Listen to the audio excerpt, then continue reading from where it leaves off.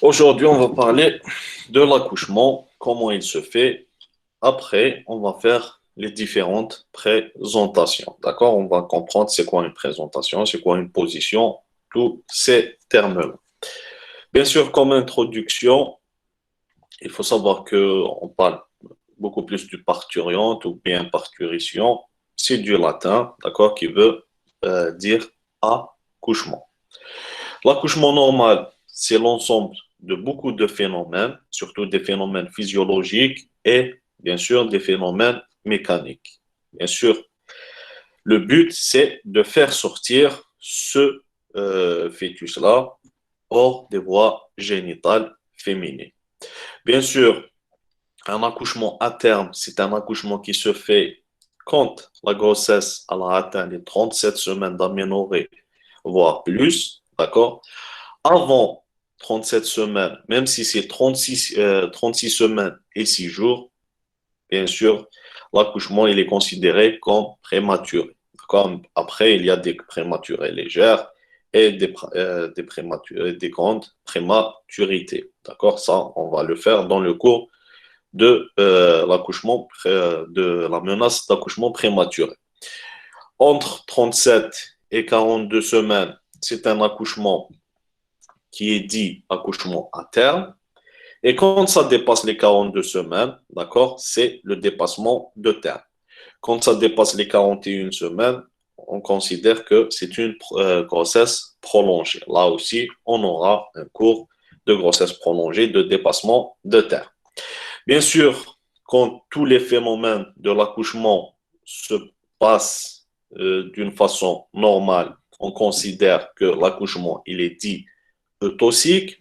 Et quand il y a un problème quelque part, on parle de dystocie.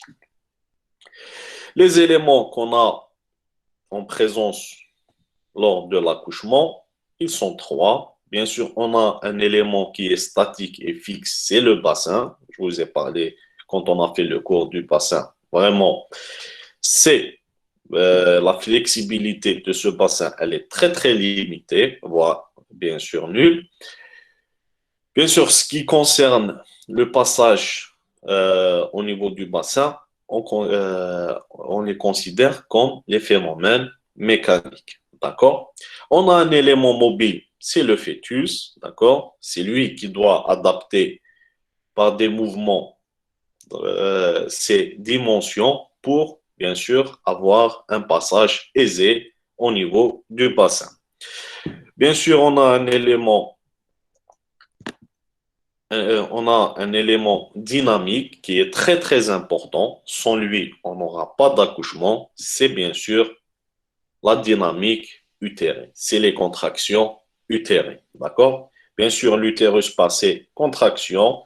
Ils vont dilater le col. D'accord? Et bien sûr, faire sortir le fœtus vers l'extérieur. Pour le bassin obstétrical, on a fait le cours. C'est juste pour rappeler. On a bien sûr un plan où le fœtus va entrer, c'est le détroit supérieur. S'il vous plaît, soyez à l'heure, d'accord? Pour bien sûr éviter tout, euh,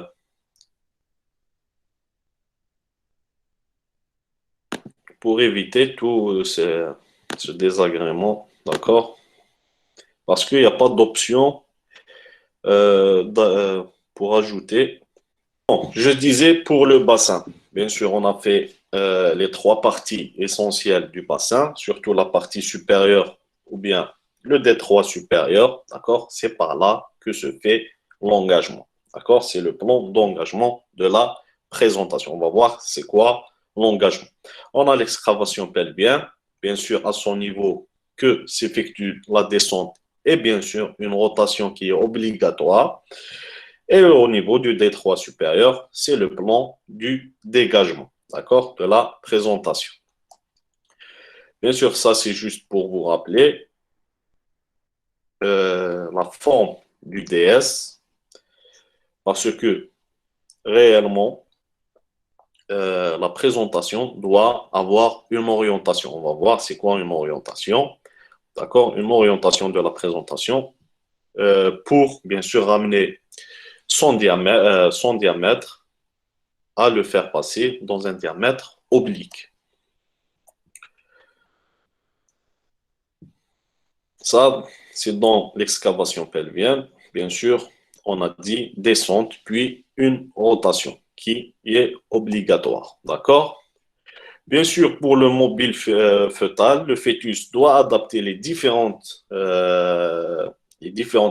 ces différentes parties aux dimensions de l'utérus et surtout aux dimensions du bassin, ce qui va nous donner la fameuse position. D'accord?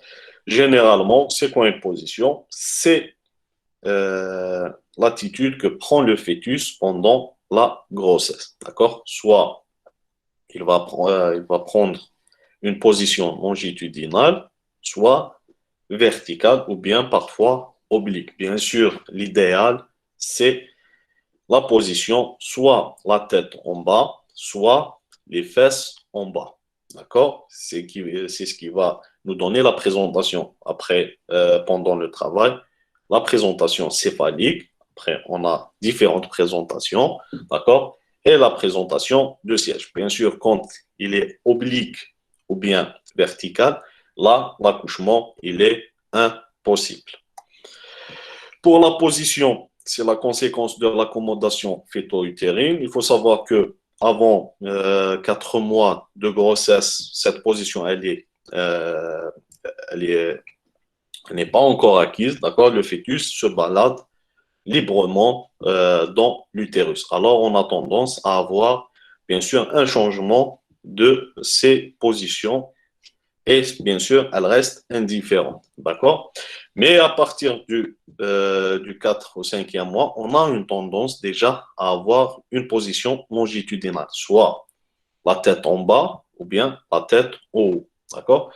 Jusqu'au 7e mois, on peut avoir une présentation de siège, d'accord, qui est dite normale. Pourquoi normale? Parce que à partir du 7e mois, on peut avoir ce qu'on appelle une culbute, d'accord, du fœtus. Vu que la tête, après cet âge-là, elle va devenir plus lourde que le reste du corps. D'accord? Alors, on a tendance à avoir une culbute d'une façon que la présentation redevient en céphalique. Bien sûr, si la culbute ne se fait pas, la position reste sur une position, le siège en bas. D'accord? Alors, on aura une présentation du siège lors du travail. Ça, c'est les positions. D'accord? Les différentes positions, bien la définition de la position du fœtus. Bien sûr, cette accommodation, généralement, il y a beaucoup de lois qui peuvent, surtout c'est des lois physiques, qui peuvent, bien sûr, nous expliquer ces différentes positions. D'accord? L'une qui est la plus correcte, bien sûr, c'est la loi de Pageau. Cette loi-là, elle vous dit que quand vous avez un corps solide, d'accord, qui contient un autre corps solide, vous avez un corps dans un corps.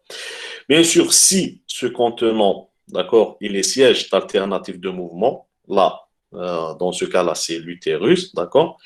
Bien sûr, si les surfaces sont glissantes et peu anguleuses du fœtus, d'accord, alors on aura le contenu qui va, bien sûr, il va avoir une tendance à accommoder les différentes formes et dimensions de ces diamètres par rapport aux dimensions, bien sûr, de ce contenant. D'accord? C'est pour ça, ça nous explique que, vu qu'il y a des contractions utérines, même en dehors du travail, il y a des petites contractions utérines, ça nous fait bouger le fœtus, d'accord? Et bien sûr, il va essayer d'avoir une bonne accommodation. Ça, c'est les différentes, bien sûr, positions qu'on peut avoir. Là, c'est une position oblique. Vous voyez bien, c'est juste pour vous schématiser ça, vous voyez bien que c'est impossible que le fœtus descende dans le bassin.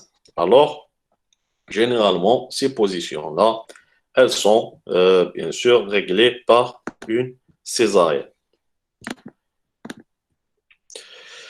La présentation, là, c'est pendant le travail, d'accord? C'est bon, l'utérus commence à se contracter d'une manière régulière, alors c'est une présentation qui est dite définitive, d'accord? Si la tête, elle est en bas, c'est bon, elle reste en bas.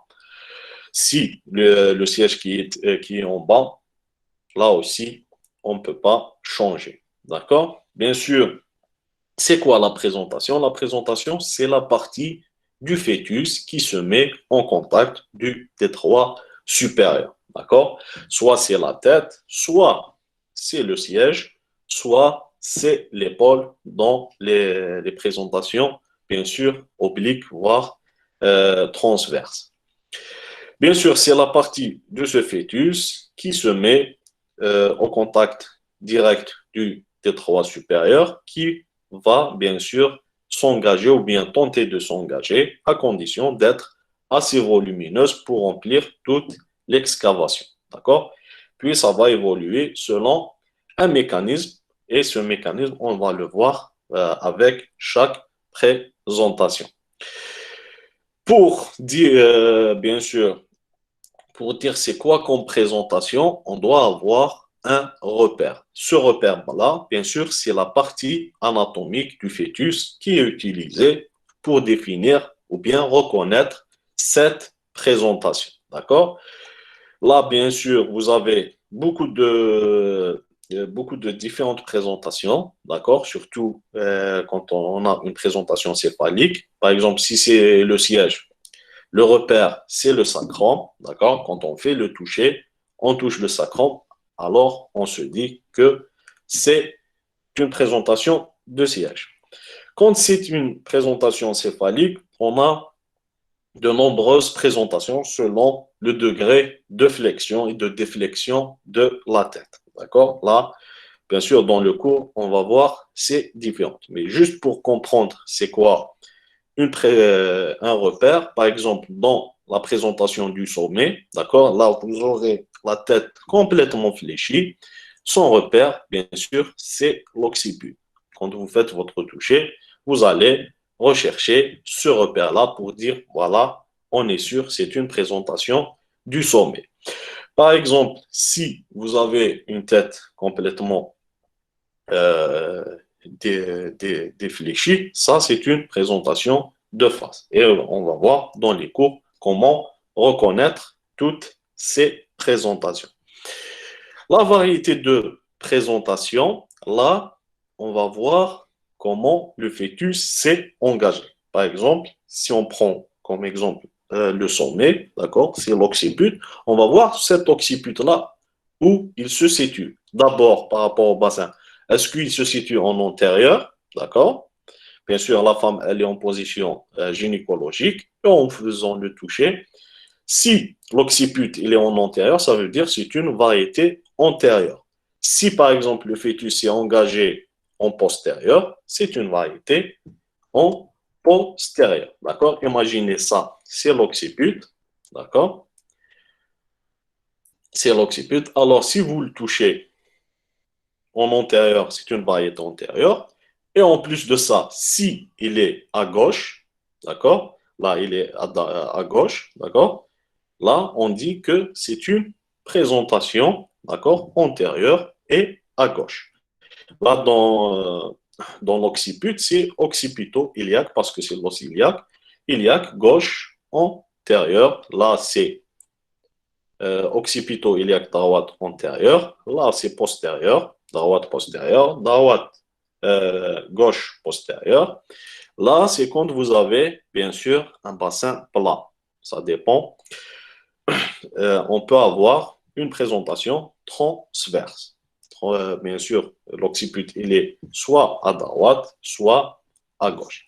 Ça, c'est les variétés de position. On a pris, bien sûr, chaque présentation va avoir les différentes variétés, mais généralement, il faut juste comprendre que selon notre repère de cette présentation, soit il est en antérieur et généralement soit droit, gauche, soit en postérieur, droit, gauche. D'accord? Ça, c'est pour, bien sûr, se situer pendant le travail. C'est très, très important parce que on a le pronostic. Généralement, quand c'est une présentation en antérieur, là, l'accouchement se fait plus rapidement que quand ce repère-là, il est en postérieur. Pour l'utérus, en troisième partie, c'est bien sûr le muscle utérin qui est très important pour l'accouchement. Bien sûr, euh, la différence entre un utérus gravide et non gravide, c'est surtout le segment inférieur. C'est quoi le segment inférieur? C'est pendant la grossesse, l'isthme, d'accord? Avant, bien sûr, la grossesse, on a le col, puis l'isthme, puis on a le corps utérin. Mais pendant la grossesse, on a tendance à la formation de ce segment inférieur. C'est quoi ce segment inférieur? Bien sûr, c'est une formation qui se développe à partir de l'isthme. C'est l'isthme qui va se transformer en ce segment inférieur. Il va s'amincir et essayer d'épouser la forme de la présentation. D'accord? Bien sûr, c'est une chambre de détente.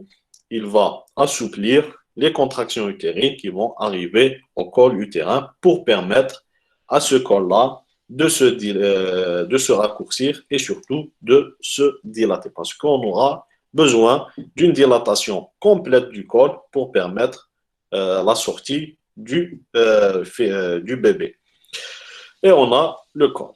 Ça, c'est les différentes bien sûr, partie de l'utérus. Et surtout, on a besoin surtout des, des muscles du corps, surtout pour la délivrance. On va voir ça dans le cours de la délivrance. Mais ce qu'il faut garder, il y a trois couches, mais la plus importante, c'est cette couche-là qui est plexiforme. C'est une couche qu'on ne retrouve pas euh, dans le segment inférieur. Alors, on a tendance, si le placenta s'est inséré sur le segment inférieur, d'avoir des hémorragies de la délivrance. D'accord? Parce qu'on n'aura pas la ligature des petites artères. Bien sûr, l'utérus est un moteur de l'accouchement. Il a deux particularités. Les particularités des contractions utérines. On a des forces toniques permanentes qui sont, bien sûr, le tonus de base de l'utérus. D'accord? C'est lui qui va avoir une utilité pour, bien sûr, garder cette grossesse en place. Et bien sûr, on aura besoin de ces contractions, de ces forces toniques dans le postpartum. C'est elles qui vont, bien sûr, rétracter l'utérus et on va avoir un bon globe utérin qui est très, très important. Sinon, on aura une hémorragie de la délivrance. Les forces paroxystiques, bien sûr, c'est les forces qui vont apparaître pendant le travail. D'accord? Elles vont débuter progressivement au début du travail. Elles sont bien sûr espacées, puis quand l'expulsion approche, là, on a tendance bien sûr à avoir des contractions très, très rapprochées. Là, c'est les différents types de contractions qu'on a au niveau de l'utérus.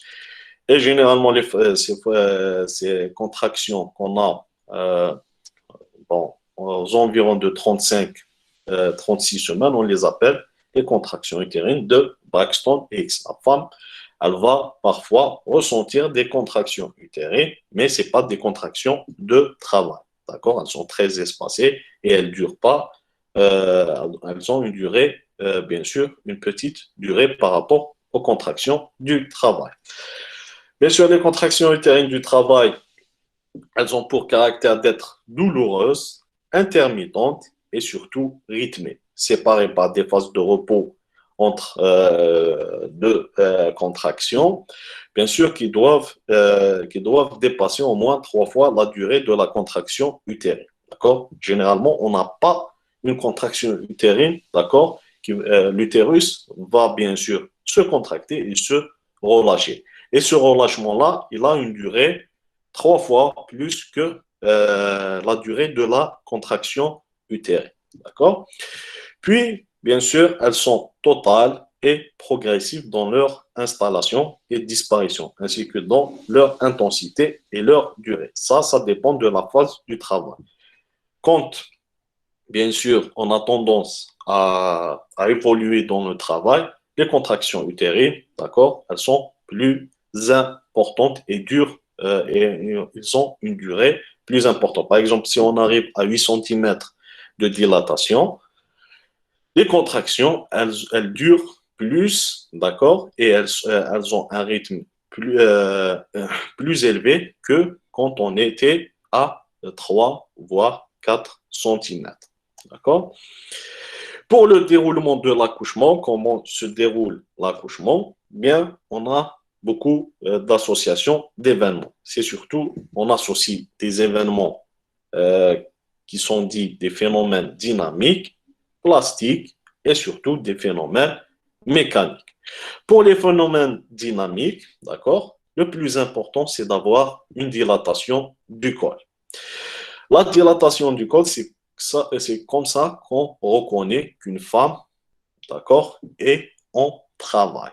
Quand vous avez des contractions utérines avec des modifications cervicales, on a tendance à avoir le col qui commence à se raccourcir, puis se dilater.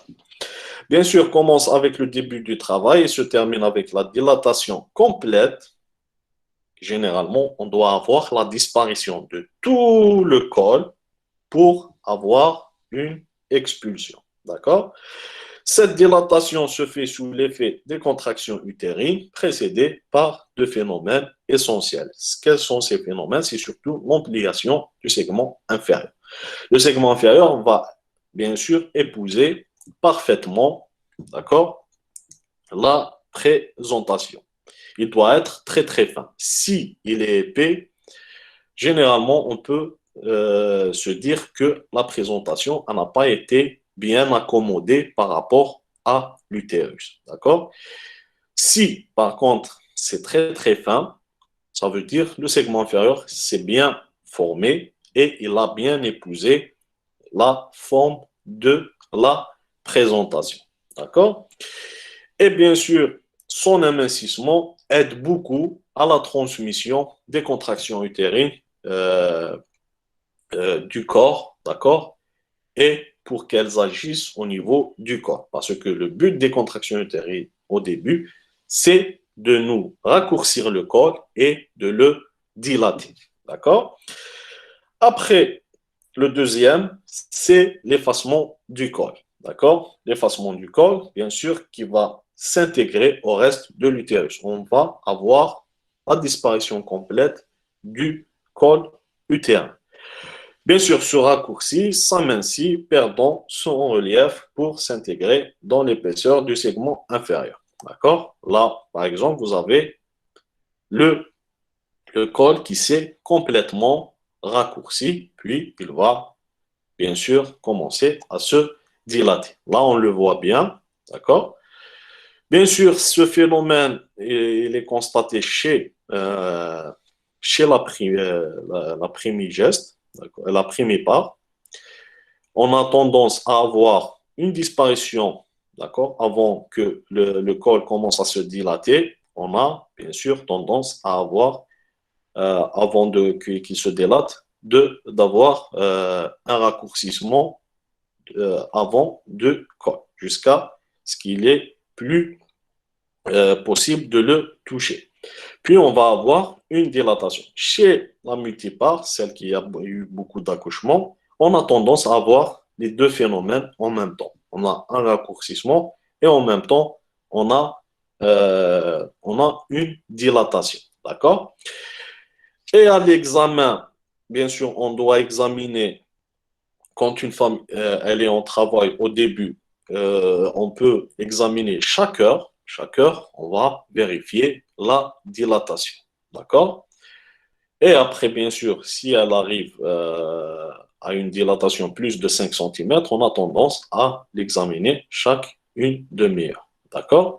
Là, bien sûr, quand vous avez un doigt qui peut, bien sûr, rentrer, d'accord? Là, c'est environ 1,5 cm.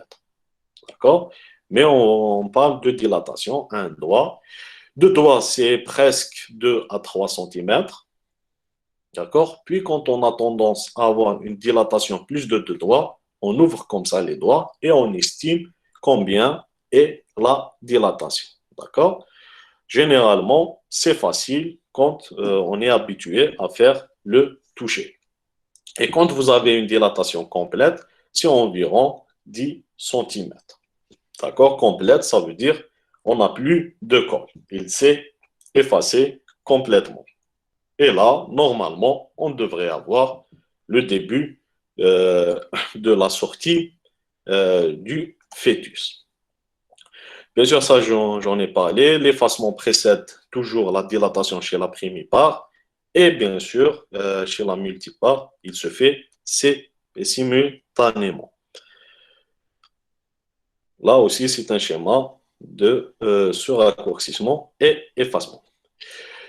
Bien sûr, la première conséquence de la dilatation, c'est la formation de la poche des os, d'accord? Parce que vous aurez tout l'eau, tout le liquide amniotique que vous avez. Quand on aura une dilatation, il y a la formation de cette petite poche.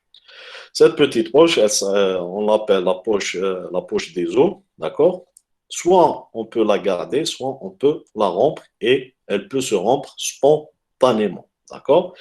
Pourquoi on appelle, bon, cette poche-là, elle a bien sûr un effet protecteur, surtout euh, du fœtus et bien sûr, elle a un effet aussi pour la dilatation. Bien sûr, là, il faut différencier les choses, d'accord, par rapport à cette poche des os. Quand vous avez une rupture et le travail n'a pas encore commencé, d'accord, ça veut dire on n'a pas de contraction utérine et le col il n'est pas modifié, mais on a de l'eau qui coule. Là, on l'appelle une rupture, d'accord, prématurée de la poche des os. Et bien sûr, ça, quand on a ça, on peut avoir une entrée au travail, d'accord, soit dans les 6 heures, soit dans les 24 heures, mais ça peut aller plus loin, ça dépend de l'âge gestationnel. La rupture, elle est dite précoce, c'est quand elle se fait, bien sûr, au début du travail. D'accord? Par exemple, on est à 2 centimètres de dilatation et là, cette poche-là, elle s'est rompue. Là, on parle d'une rupture précoce.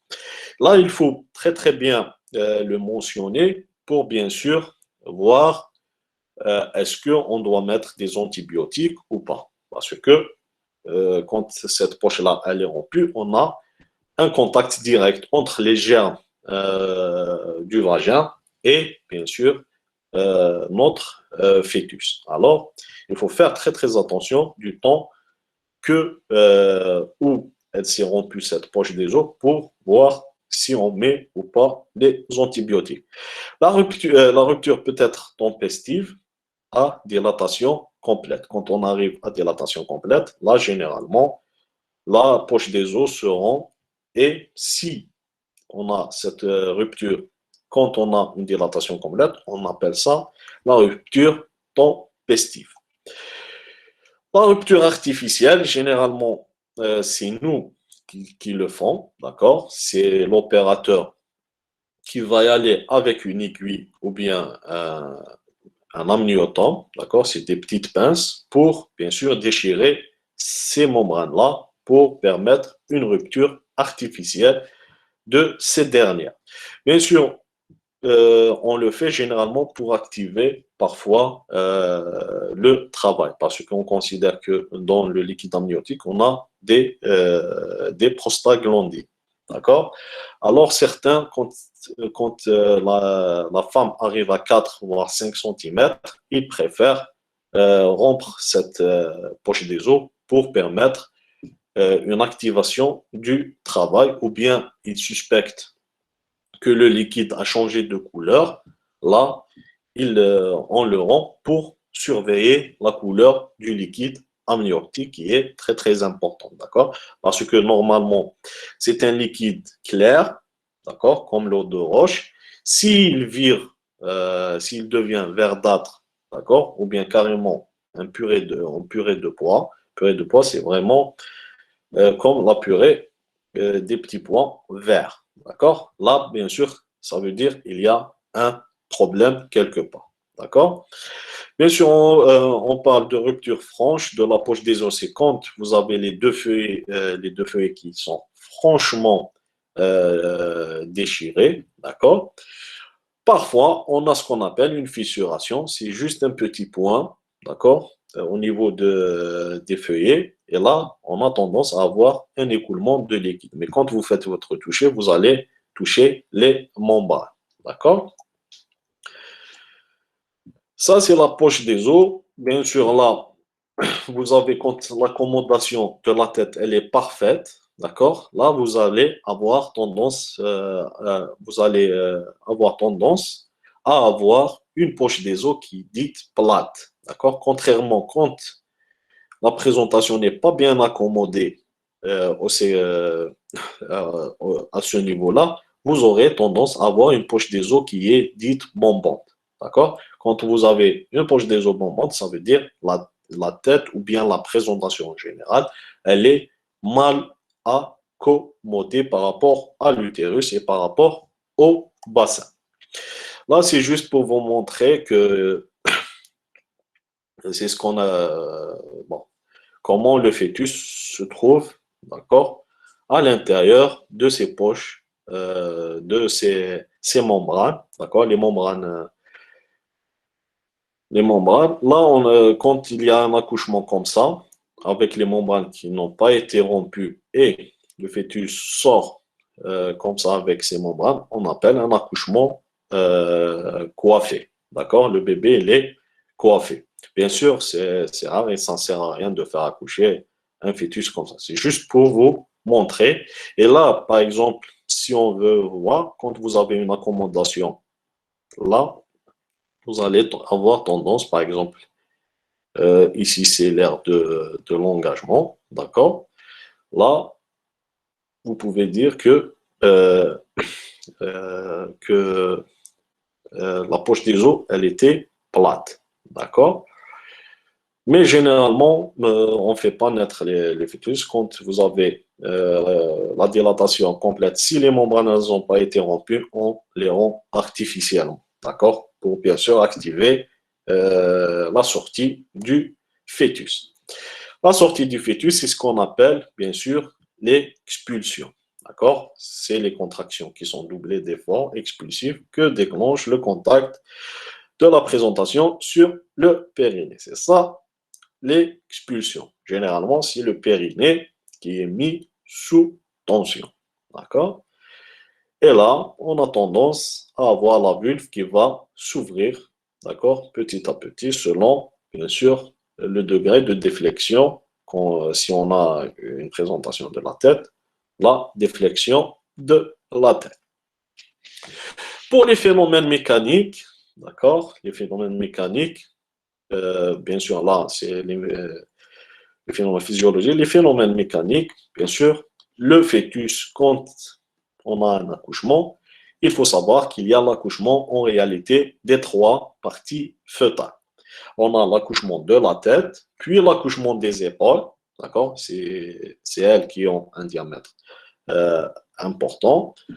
Et bien sûr, l'accouchement du siège, d'accord? Ces trois parties-là qui vont être accouchées. Si on a, bien sûr, une présentation de siège, là, vous aurez l'accouchement du siège, puis des épaules, puis de la tête dernière. D'accord?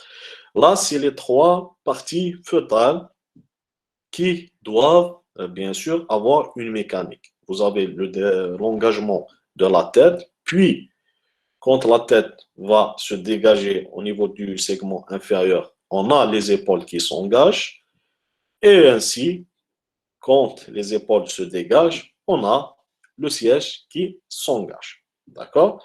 Et chaque partie, on a l'engagement, la descente et rotation au niveau de l'excavation pelvienne et bien sûr le dégagement.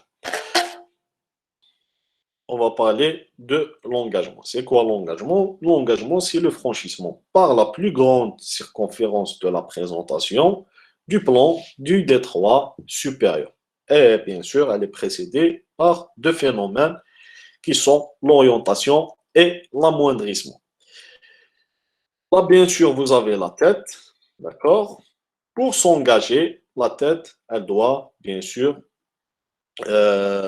rentrer dans le détroit supérieur. Et c'est quoi le phénomène d'orientation? Ça veut dire qu'elle va essayer de coïncider le diamètre de sa présentation, d'accord? Par exemple, dans le sommet, on a ce diamètre-là que, bien sûr, la tête, le fœtus doit orienter dans le bassin pour lui permettre de rentrer. En plus de cette orientation, on a ce qu'on appelle l'amoindrissement.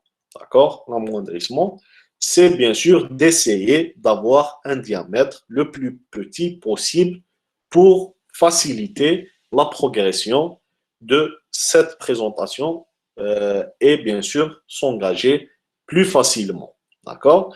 Par exemple, dans le sommet, je vous donne l'exemple du sommet. Vous avez bien sûr le diamètre qui est très important. D'accord? C'est le diamètre entre l'occiput, d'accord, et bien sûr le front. Là, c'est un diamètre qui est très important.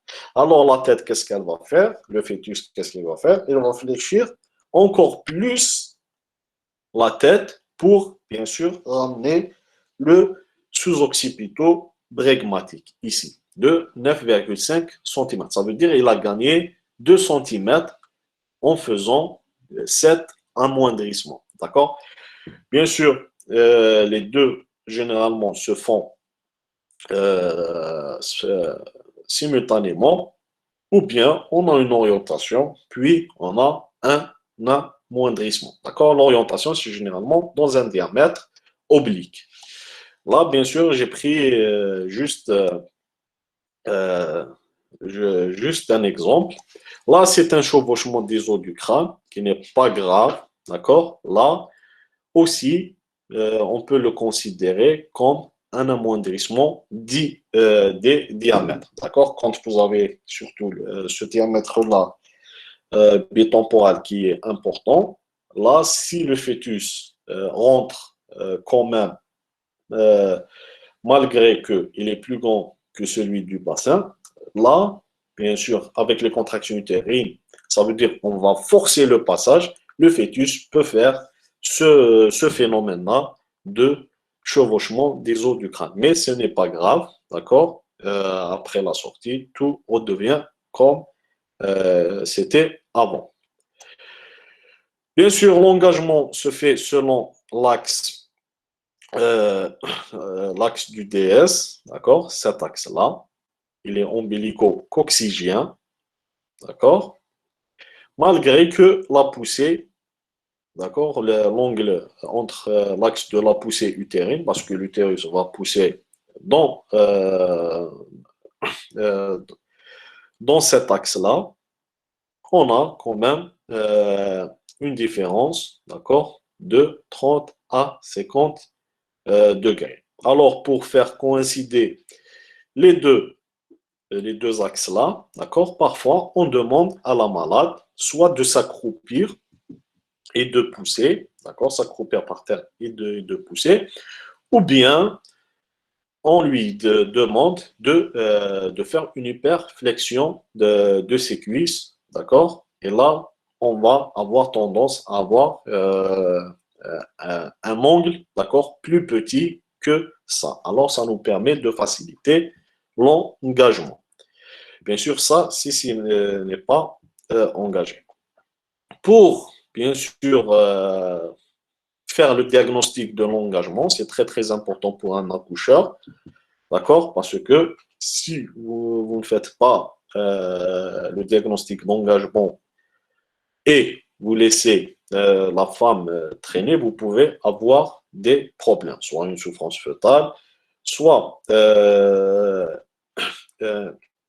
une fatigue maternelle, d'accord? Alors que normalement, quand on a une absence d'engagement et le col s'est effacé complètement, d'accord, à dilatation complète, si au bout de 3 heures, on n'a pas un engagement, il faut le considérer comme un défaut d'engagement et passer à la césarienne. Ça veut dire qu'il y a un problème et le fœtus ne peut pas s'engager, d'accord?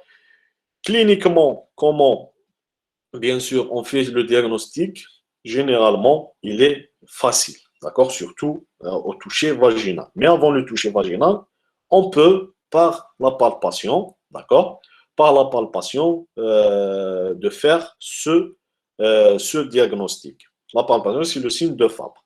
On va palper au-dessus de la symphyse pubienne. On va essayer de palper l'épaule du fœtus, d'accord? Si cette épaule-là dépasse 7 cm par rapport entre l'acromion et la symphyse pubienne, là, il y a absence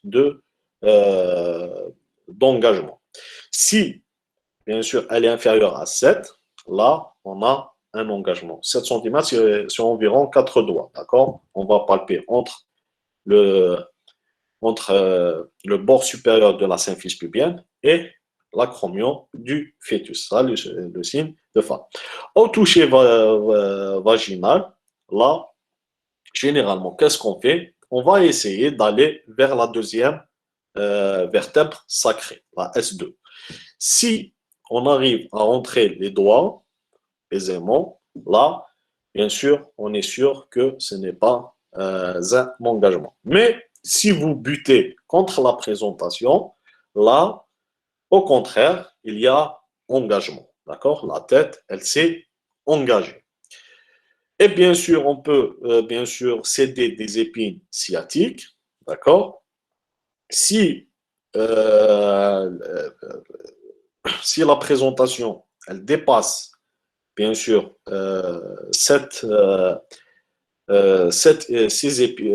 ligne qui est entre les deux épines, d'accord, deux épines sciatiques, là, on se dit qu'il y a un engagement. Si par contre, elle est au-dessus, là, il y a absence d'engagement, d'accord, comme ceci. Là, c'est les épines, et on va voir euh, comment la tête elle est. Si elle est au-dessus, c'est bien sûr, il y a absence d'engagement. Si elle est en dessous, là, il y a un engagement. Là, le signe de Farapeur. La deuxième paire sacrée, elle est là, d'accord? Si on allant vers la deuxième paire sacrée, on ne bute pas sur la présentation, là, bien sûr, euh, il y a absence d'engagement. Si on bute sur la tête, là, il y a un engagement. Ça, c'est les signes cliniques. Et il y a certains, bien sûr, si on a la présence d'écho dans la salle d'accouchement, qu'est-ce qu'ils font? Ils mettent la sonde sur le périnée et ils calculent la distance entre la présentation et cette sonde-là. Si, bien sûr, ça dépasse les 6 à 7 cm, il y a absence d'engagement. Si c'est inférieur, il y a engagement. Ça dépend de la distance. Quand on a un engagement, on a soit un engagement 5 litres ou bien un engagement à 5 litres. Qu'est-ce que c'est un engagement 5 litres? Ça veut dire les deux bosses pariétales, elles rentrent ensemble dans le bassin. Par contre, si le fœtus doit bien sûr faire des mouvements de la tête en battant de cloche, là, on dit que l'engagement, il était à 5 litres. Ça veut dire que les diamètres, ils sont limites, d'accord? Et on a eu besoin que le fœtus fasse ces mouvements-là pour permettre une entrée dans le bassin, d'accord? Bien sûr, dans l'engagement, il faut savoir qu'il y a 4 aires d'engagement. Soit ils sont centrés par le diamètre oblique droit ou gauche, soit par le diamètre transverse, quand on a un bassin petit, soit, bien sûr, il est centré par le diamètre antéro-postérieur quand on a un bassin anthropoïde. C'est quoi tout ça? L'aire d'engagement, généralement, le fœtus prend soit l'oblique gauche, soit il prend l'oblique droit. D'accord? Soit il rentre comme ça, soit il est en postérieur, en antérieur, mais l'aire d'engagement, d'accord, il est oblique. Si on a tendance à avoir un bassin qui est plat, d'accord, le PRP, il est diminué et le transverse médian, il est grand, là, il va essayer d'avoir ce diamètre-là dans l'aire transversale. D'accord? Ou bien en antérieur, là, quand vous avez un PRP qui est très grand et le médian qui est amoindri. Alors, on a tendance à avoir un engagement en antéro-postérieur. Ça veut dire qu'il va prendre ce diamètre-là. C'est là les différents, d'accord? Soit oblique, gauche ou droit, antéro-postérieur ou bien transverse. C'est les quatre, bien sûr, les quatre aires d'engagement qu'on peut avoir. Mais le plus souvent, c'est bien sûr en oblique. D'accord?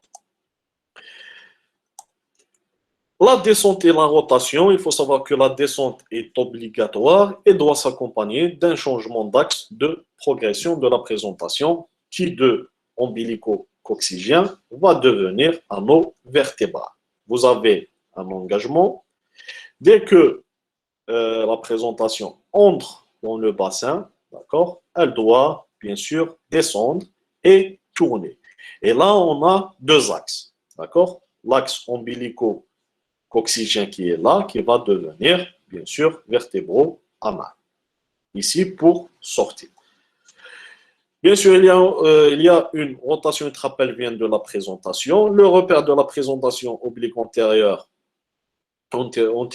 ou bien postérieure, d'accord, devient médian sous la symphyse pubien. Cette rotation, elle est de 45 ou bien de 135. Ça dépend.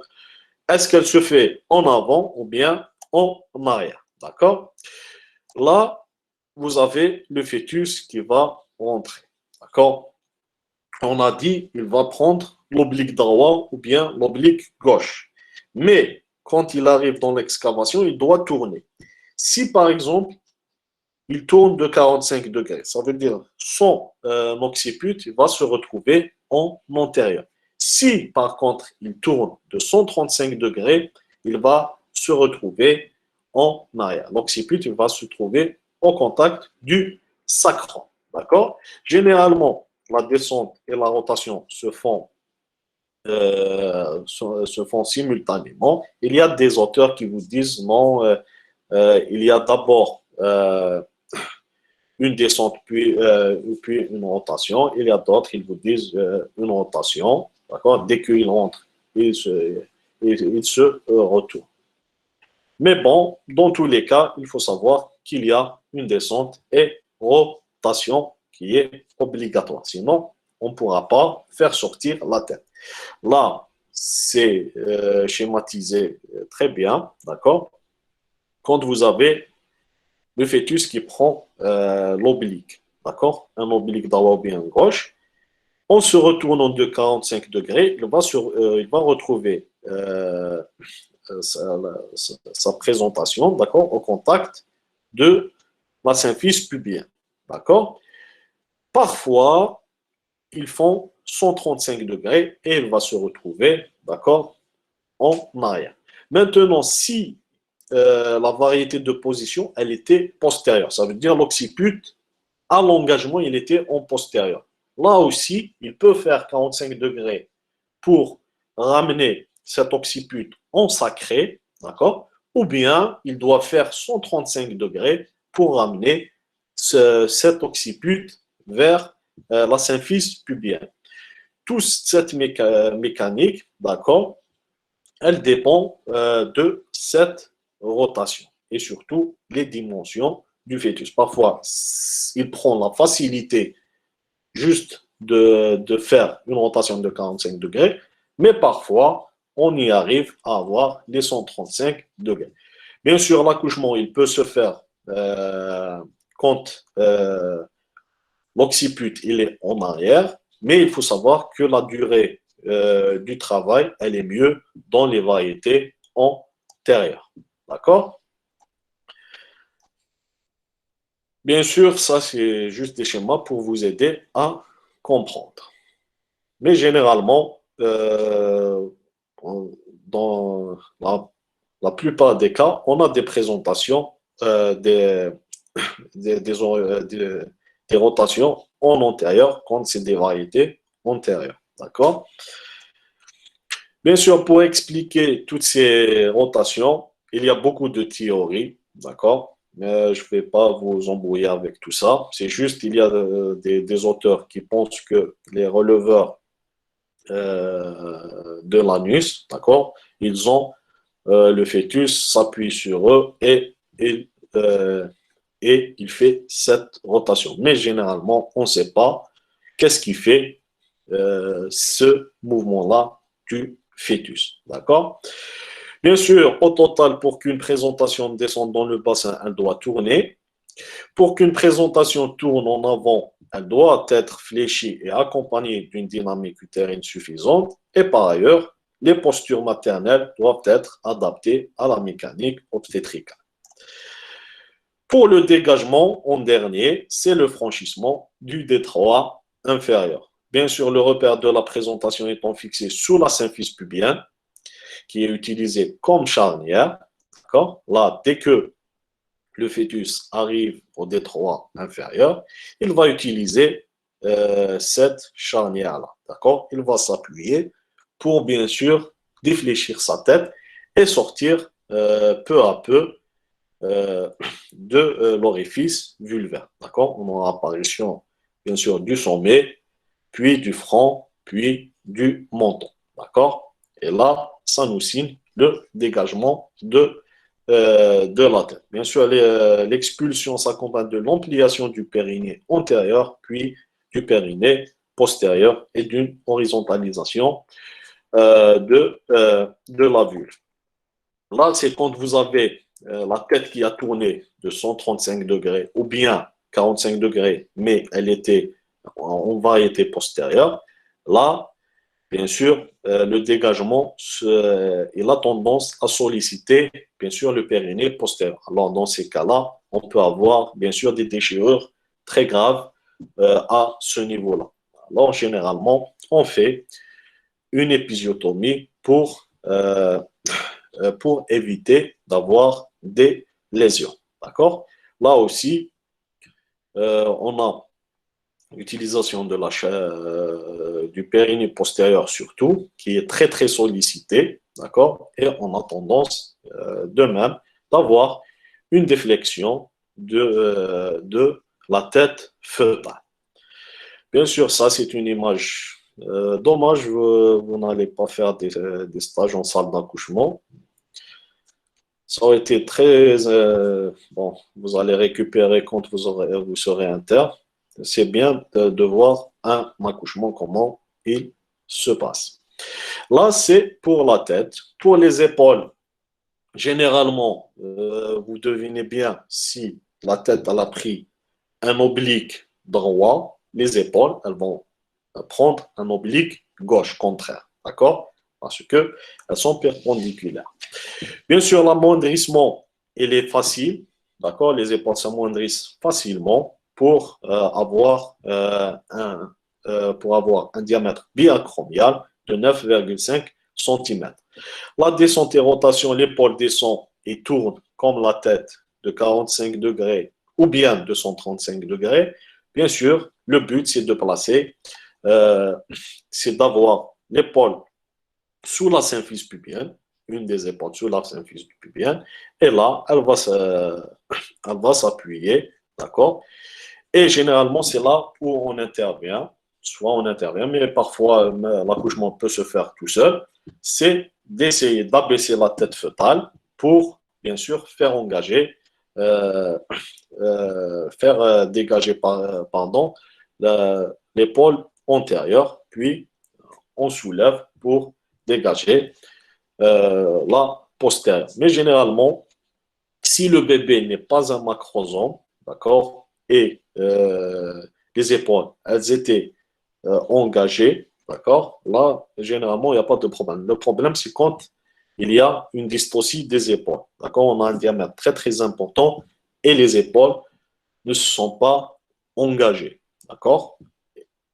Et là, on a la tête qui est sortie et les épaules qui sont coincées au T3 supérieur. Là, c'est un peu grave. Il faut faire des manœuvres pour dégager ces épaules-là. Mais généralement, quand les épaules s'engagent, le dégagement, il est facile. Là aussi, c'est les deux gestes qu'on fait, d'accord? Abaisser la tête pour dégager l'antérieur et la soulever pour dégager la postérieure. Pour le siège, généralement, le siège, l'accouchement, il se fait très facilement. D'accord. Le diamètre de l'engagement, c'est le diamètre pétrocontérien. D'accord. Généralement, il prend celui que les épaules ont pris, s'engage et descend et se dégage assez facilement. D'accord. Bien sûr, quand il s'agit d'une position céphalique. Dans la présentation de siège, on va voir les difficultés. Les présentations du siège, la progression, elle se fait de façon contraire. D'accord. On a d'abord le siège qui s'engage, puis au dégagement du siège, on a les épaules qui s'engagent, et au dégagement des épaules, on a la tête qui s'engage. Pour la présentation de l'épaule, elle est incompatible avec l'accouchement par les voies naturelles. D'accord. C'est impossible. Si vous laissez l'accouchement de la présentation de l'épaule ou bien transverse, là, vous allez avoir des catastrophes. D'accord. Surtout maternelles. Après l'accouchement du bébé, elle vient la délivrance. La délivrance, c'est quoi? On va faire le cours de délivrance. Alors, juste grosso modo, c'est le troisième temps de l'accouchement, c'est la sortie du placenta et des annexes. Bien sûr, on a d'abord le décollement du placenta, puis quand il se décolle, il va migrer, d'accord, l'utérus vers le segment inférieur, puis il va être expulsé, d'accord. On va faire le cours, on va bien expliquer la physiologie et tout du la délivrance. Puis il va y avoir la partie la plus importante de la délivrance, c'est l'hémostase qui est assurée par la rétraction utérine, d'accord, puis par les phénomènes de coagulation. Pour la surveillance d'un accouchement, ce qui est très très important, comment on surveille une femme, d'accord, qui vient m'accoucher. Bien sûr, il faut faire tout un bilan, d'accord, bilan biologique et bien sûr un examen clinique de la femme, prendre la tension artérielle, euh, la fréquence cardiaque.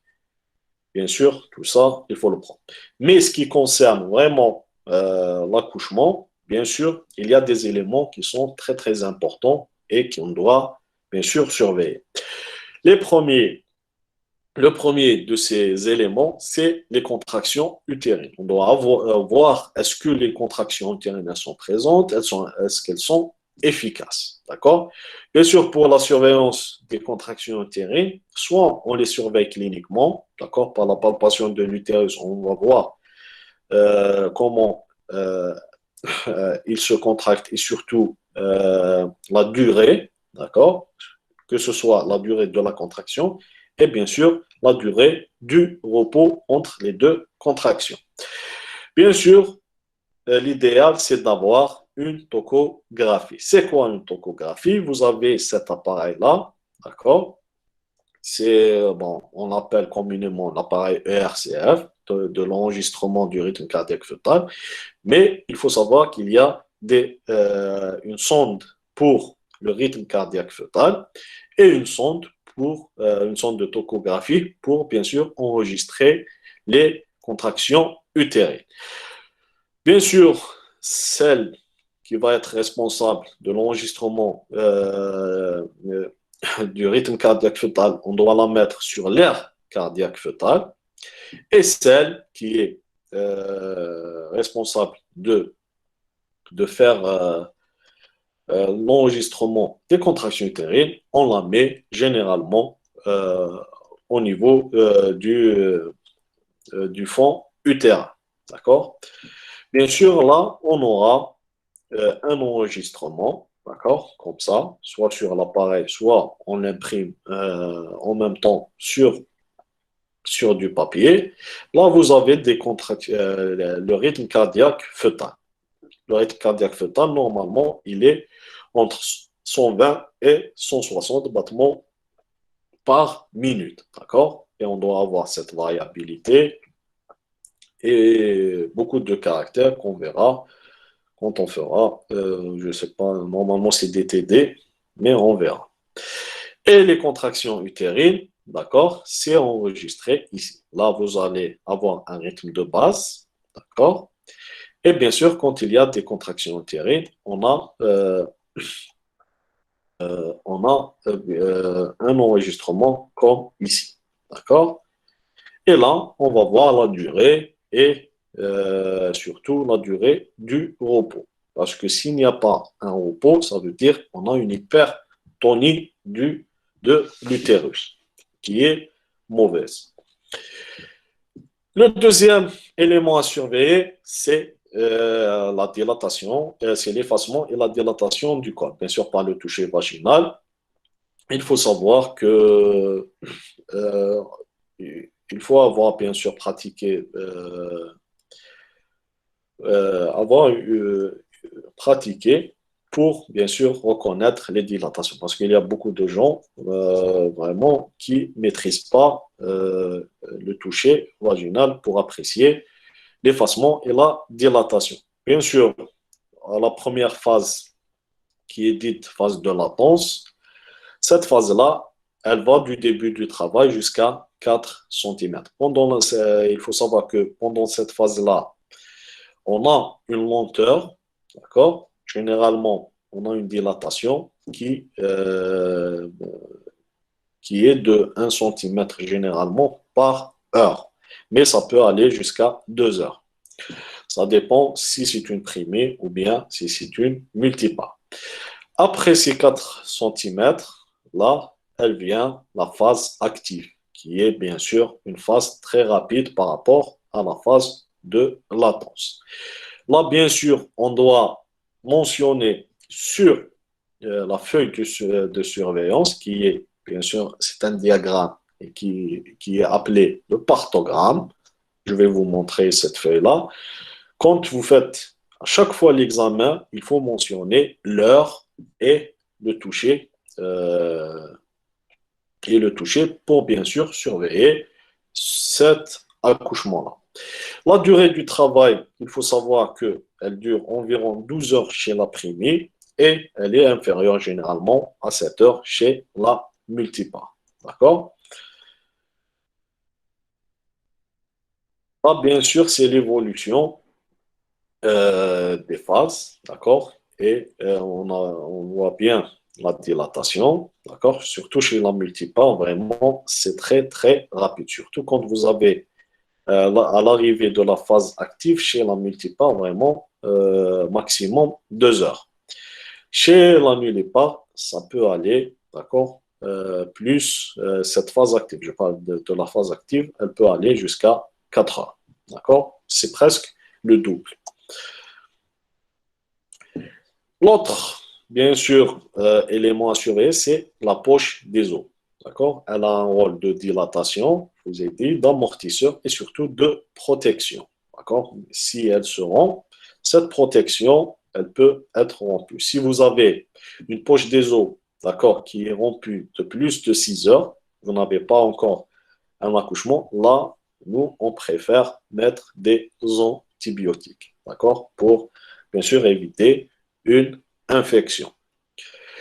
La poche des os, si elle est rompue, là, il faut surveiller le liquide amniotique. D'accord? Et on va voir dans la vitalité fœtale la couleur du liquide amniotique. Bien sûr, on doit prendre les BCF, les bruits du cœur fœtal, soit avec un stéthoscope, avec un stéthoscope obstétrical, ou bien avec l'enregistrement si on a un appareil de RCF.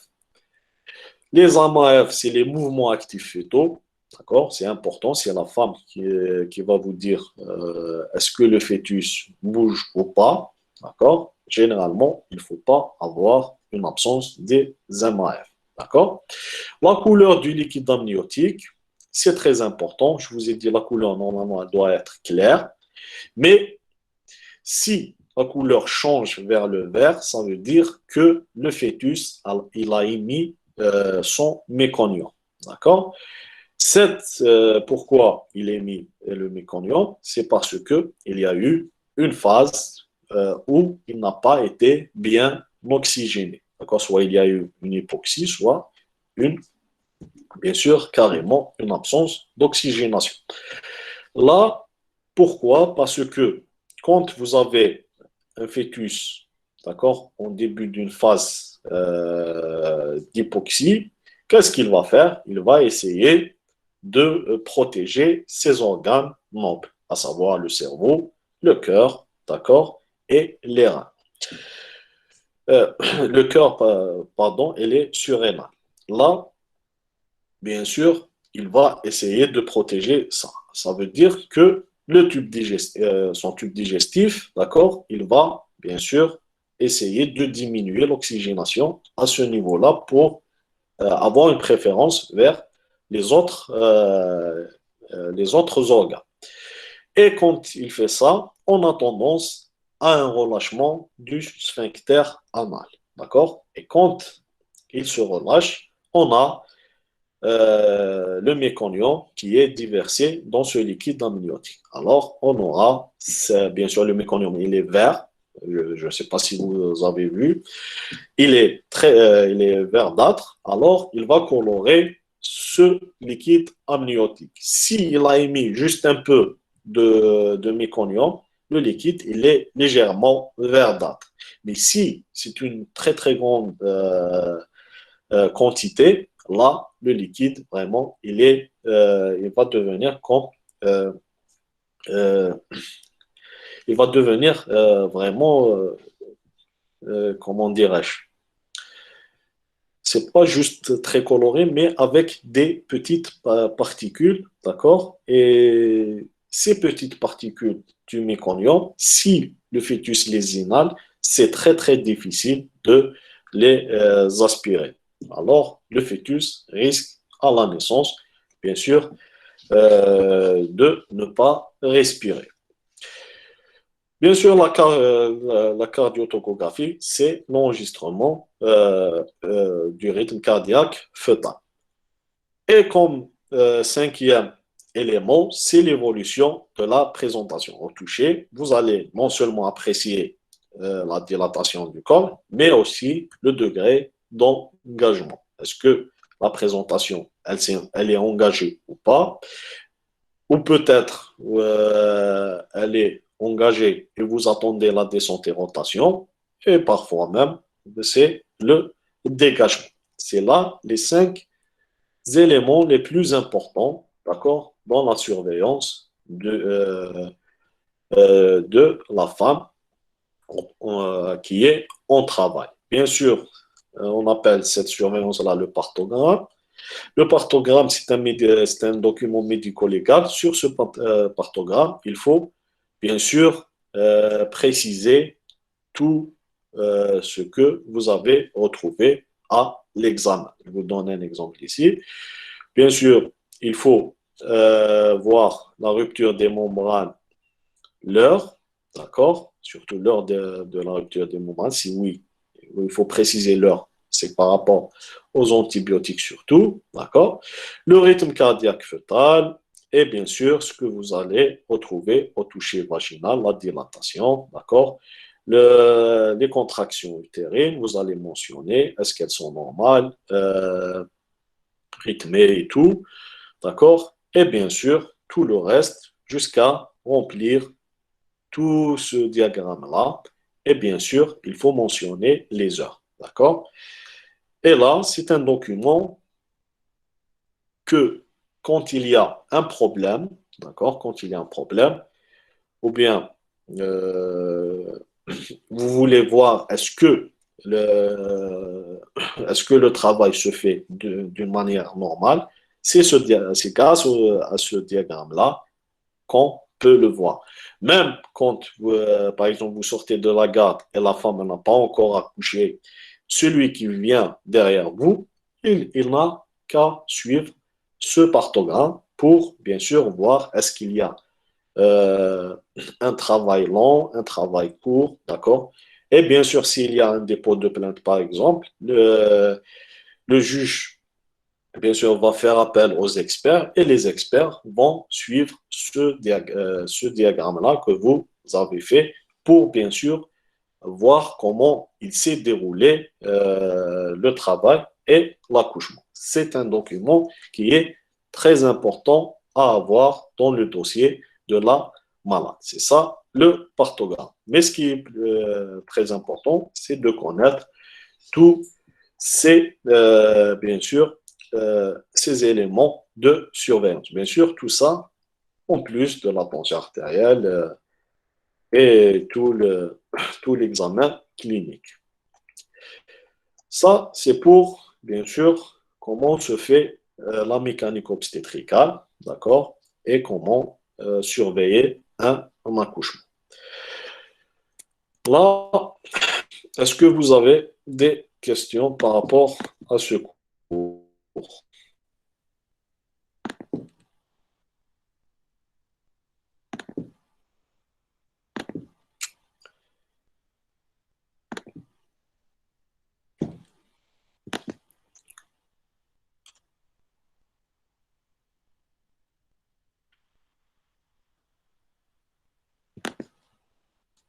Bon, on arrête l'enregistrement.